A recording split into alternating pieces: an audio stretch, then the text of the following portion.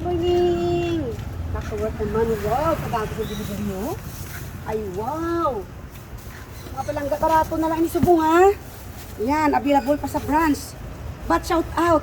Tupperware brands, Iloilo brands. Hep hep hooray! Hep hep hooray! So, i-check ko naman si Kalala. Dami ang product ngayon. Oh, nakita nyo. Wow! Kahapon ha. Ubus na yun. Another stock naman ito. Mostly delivery na ito. Oh. Mura lang ito, but sa mga nakikinig dyan, as a dealer, we are the boss for our own business. And pag-beautiful sa mga Tupperware, no? So kung member tayo, di ba may less 20? But kung 2-1, selling natin less 20, less 12% pa. Bo, grabe bunjing, no? So ano pang binahulat ninyo mga viewers dyan? Hindi ka mo magpa-member? Hindi ka mo kakita nga mag-business ka mo sa inyong own business.